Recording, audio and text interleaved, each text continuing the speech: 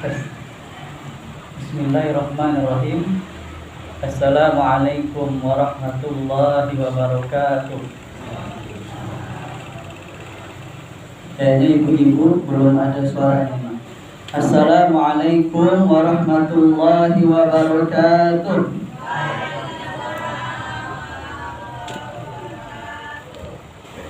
Alhamdulillahi wa kafa wa salli wa sallim ala sayyidil mustafa wa ala ahli wafa.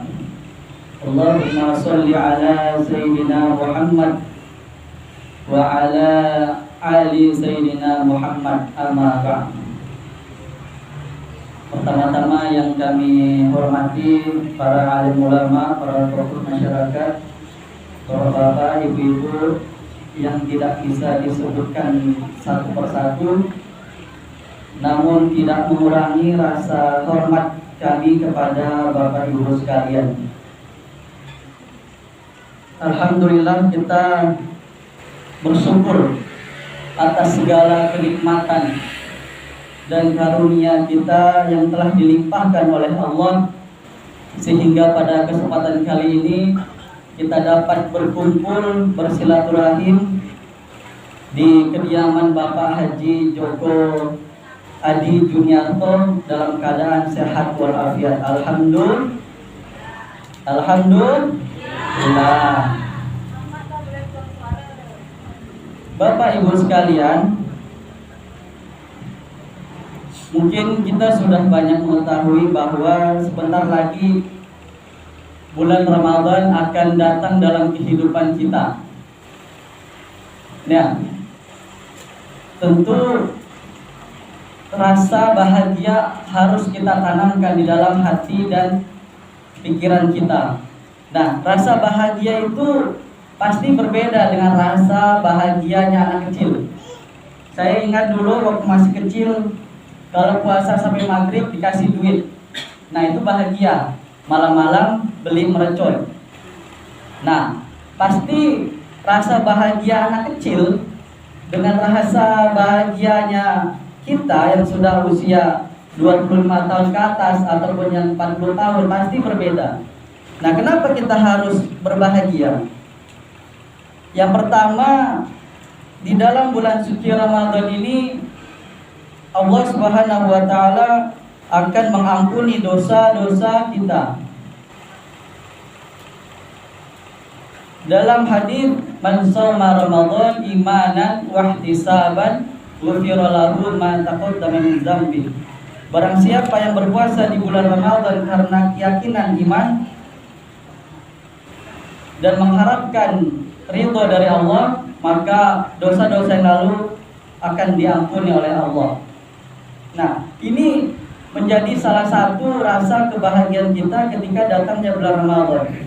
Jangan sampai ketika datangnya bulan Ramadan baru mau datang langsung kita tanya kapan selesainya.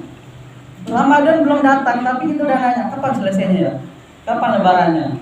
Nah, tahu bulan Ramadan mau datang langsung bilang, nggak bisa merokok, siang-siang nggak bisa merokok, masam. Nah, tentu hal-hal seperti ini harus kita buang jauh-jauh. Alhamdulillah. Nah, bahagia yang kedua yaitu diberikan amal ibadah dilipat gandakan. Dalam hadis, semua amalan anak Adam akan dilipat gandakan. Satu kebaikan akan dibalas dengan 10 sampai 700 kali lipat. Hadis riwayat Muslim. Insyaallah kita sholat, biasanya sholat sendiri dapat satu kebaikan, di bulan Ramadan dilipat gandakan. Nah, ini menjadi bahagia kita untuk panen amal. Kita tambah amal di bulan Ramadan. Nah, lalu yang berikutnya, bahagia terdapat di dalam bulan Ramadan, terdapat malam lebih baik daripada ibadah 1000 bulan. Malam apakah itu? Malam Lailatul Qadri. Lailatul Qadri khairun min alfi syahr. Malam kemuliaan itu lebih baik daripada 1000 bulan. Nah, jadi Allah Subhanahu wa taala memberikan kesempatan yang sangat istimewa kepada umatnya Nabi Muhammad. Karena Allah tahu umatnya Nabi Muhammad itu umurnya pendek-pendek, kisaran 60 sampai 80. Adapun sampai 80 itu jarang. Nah, dibandingkan dengan nabi-nabi lain, umatnya itu hampir 1000 tahun. Nah, jadi kalau ada umat Nabi Nuh itu wafat di usia 300 tahun, pasti orang akan bilang, kasihan ya, masih muda sudah wafat, 300 tahun masih muda. Nah, makanya Allah Subhanahu wa taala memberikan kita kesempatan yang datangnya setiap tahun selama kita masih hidup. Jadi kita beribadah seakan-akan beribadah selama 1000 bulan. 1000 bulan kalau dibagi 12 kurang lebih 80 tahunan. Alhamdulillah. Man qama lailatul qadri imanan wa ihtisaban ghufira lahu ma taqaddama min dzambi. Barang siapa yang melaksanakan salat pada malam Lailatul Qadar karena iman dan mengharapkan pahala dari Allah, maka Allah akan ampunkan dosa-dosa yang telah lalu. Hadis riwayat Bukhari. Lalu selain sholat kita ngapain di malam Lailatul Qadar? Banyak-banyak istighfar dan berdoa. Berdoanya bagaimana? Allahumma innaka afuwun tuhibbul afwa fa'fu anni. Allahumma innaka afuwun tuhibbul afwa fa'fu anni. Nah, lalu bahagian ketiga yaitu Allah Subhanahu wa taala ingin mencoba kita untuk mengarahkan menjadi orang yang bertakwa, seperti dalam Al-Baqarah ayat 183. Ya ayyuhalladzina amanu, di ujung ayat tersebut la'alakum tattaqun, mudah-mudahan kalian menjadi orang yang bertakwa, kata Allah. Nah, bayangkan ketika bulan Ramadan saja kita tidak mampu dididik oleh Allah untuk menjadi orang yang bertakwa, maka mau pakai bulan apa lagi? Allah mendidik kita untuk menjadi orang bertakwa. Betul apa betul, Bu? Mau pakai bulan apa lagi kalau bulan Ramadan saja kita tidak sanggup untuk menjadi orang yang bertakwa? Nah, lalu sebelum bulan Ramadan datang, kita harus persiapkan. Yang pertama, kita ingat pada Ramadan tahun lalu, apakah kita masih memiliki hutang puasa? Misalkan pada bulan Ramadan tahun lalu, mungkin ibu-ibu haid, datang bulan akhirnya tidak bisa melaksanakan puasa, maka sebelum datang bulan Ramadan wajib untuk membayar hutang puasa tersebut. Misalkan 7 hari lah kita bayar puasa. Nah, jika ada orang yang selama bulan Ramadan tahun lalu sakit, sampai hari ini pun sakit, tidak mampu membayar hutang puasa, maka para alim ulama menganjurkan untuk membayar fidyah. Membayar fidyah. Tapi kalau ada orang sehat sengaja tidak menunaikan ibadah puasa sampai tahun ini pun masih memiliki hutang dan tidak mau bayar, maka dia dihukum berdosa, membayar kafarat, denda, harus bayar hutang puasa dan juga bayar fidyah, jadi double. Beda dengan orang yang sakit kemarin. Nah, bagaimana cara membayar fidyah? Membayar fidyah itu ada 3 cara.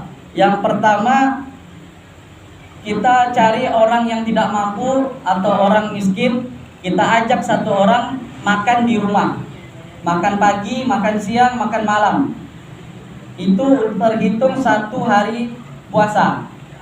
Nah, kalau misalkan kita tidak mau masukkan orang yang tidak mampu makan bersama kita, kita bisa memberikan dia beras. Berapa banyak beras? 1,5 kilo. Nah, tapi jangan cuma kasih beras, nanti dia makan kerupuk. Nah, jadi tambah beras, tambah telur, tambah kangkung. Nah, jadi nikmatlah dia makan.